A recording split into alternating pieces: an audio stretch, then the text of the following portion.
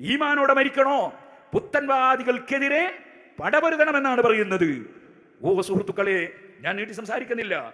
ആ പുത്തൻവാദികൾ ഈ മാസത്തിൽ, ഈ ഫെബ്രുവരിയിൽ അവരെഴുതിയത് നിങ്ങൾ കണ്ടോ? ഈ എത്ര വേദനാജനകമാണ്.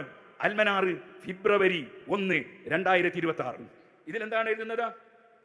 മഹാന്മാരായ സ്വഹാബത്തിനെ തള്ളിയിട്ട് എഴുതുകയാണ്. എന്നാൽ ഷാഫി, ഹനഫി, ഹംബലി മദ്ഹബുകൾ സ്ഥിരപ്പെടുത്തിയ 20 മാലിക്കി മദ്ഹബ് സ്വീകരിച്ച 36 നബിചര്യയിൽ എവിടെയും വന്നിട്ടില്ല. തറാവീഹ് 36 വരെ നിസ്കരിക്കാം എന്ന് അതാ ഇമാം മാലിക് റളിയല്ലാഹു അൻഹുവിന് അഭിപ്രായമുണ്ട്.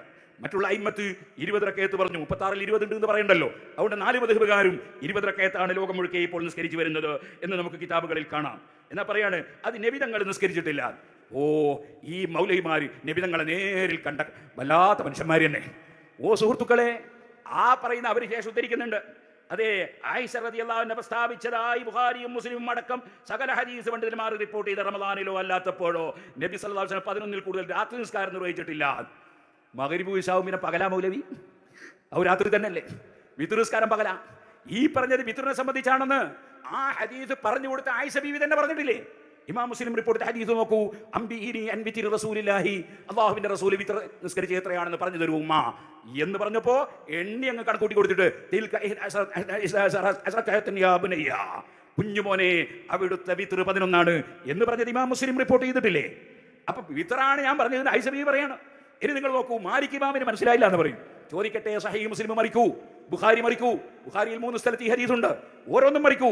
ആൻ മാലിക്കിൻ, ആ ഹദീസ് മുഴുവൻ ഹദീസ് പണ്ഡിതന്മാർക്കും എത്തിച്ചു കൊടുത്ത മഹാൻ മുഹദ്ദിസ് ഇമാം മുദാരിൽ ഹിജ്റ ഇമാം മാലിക് റളിയല്ലാഹു അൻഹു. ആ മാലിക് ഇമാം റളിയല്ലാഹു അൻഹു മുവത്തയിൽ 20 റകഅത്ത് തറാവീഹും 3 റകഅത്ത് വിത്റുമല്ലേ ഉദ്ധരിച്ചത്. അപ്പൊ ആ മാലിക് ഇമാം അബ്വാബുൽ വിത്ർ അതിൽ എത്ര റകഅത്താ പറഞ്ഞത്? അപ്പൊ മാലിക് ഇമാം പഠിപ്പിച്ചു കൊടുത്ത ഹദീസ് മാലിക് ഇമാമിന് മനസ്സിലായിട്ടില്ല എന്നാണ് അൽമനാർ പറയുന്നത്.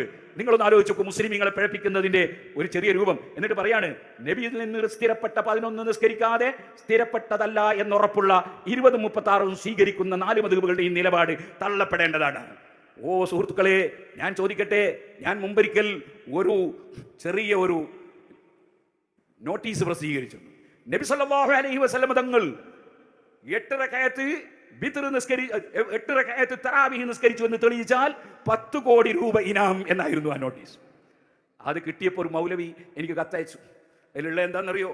അതിലുള്ളത് നിങ്ങൾ അഡ്രസ്സ് അയച്ചു തരണമെന്ന്. എനിക്ക് കത്തയക്കാണ്ട് അഡ്രസ്സിൽ തന്നെ, എൻ്റെ അഡ്രസ്സിൽ എനിക്ക് കത്തയക്കാണ്ട് നിങ്ങൾ അഡ്രസ്സ് അയച്ചു തരണമെന്ന്. നിങ്ങളൊന്ന് ആലോചിച്ച് നോക്കി, എത്ര ഉണ്ട് ഇവരെ ബുദ്ധി. അവരാ അയിമ്മത്തിനെ ചോദ്യം ചെയ്യുന്നത്. സുഹൃത്തുക്കളെ, 4 മദ്ഹബിനെയും തള്ളി, സ്വഹാബത്തിനെ തള്ളി. കാനൂ യഖൂമൂന അലാ ഹദീ ഉമർ ഇബ്നുൽ ഖത്താബ് ബി20 റകഅ ബി23 റകഅ. 3 റകഅത്ത് വിത്റാണ് ഇമാം ഇബ്നു ഹജർ ഫത്ഹുൽ ബാരിയിൽ അവിടെ വിവരിച്ചു. 20 റകഅത്ത് തറാവീഹും 3 റകഅത്ത് വിത്റും ഉമർ ഇബ്നു ഖത്താബ് റളിയല്ലാഹുവിന്റെ കാലത്ത് സ്വഹാബത്തിന്റെ ഇടയിൽ സംശയമില്ലാതെ തർക്കമില്ലാതെ നിസ്കരിച്ചു.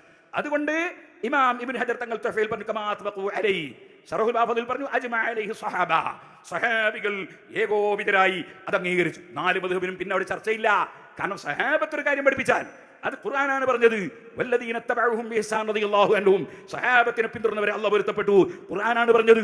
അല്ലാഹുവിനെ പിഴവുപറ്റുമെന്ന വാദം റാഫിലിയത്തിൽപ്പെട്ട ഒരു വിഭാഗത്തിനുണ്ടായിരുന്നു. ആ വാദം ഇവരുടെയും മനസ്സിന്റെ ഉള്ളിലുണ്ടെന്നാണ് നമുക്ക് മനസ്സിലാകുന്നത്. അല്ലെങ്കിൽ എന്തിനാണ് അവർ ഈ സ്വഹാബത്തിനെ തള്ളി പറയുന്നത്?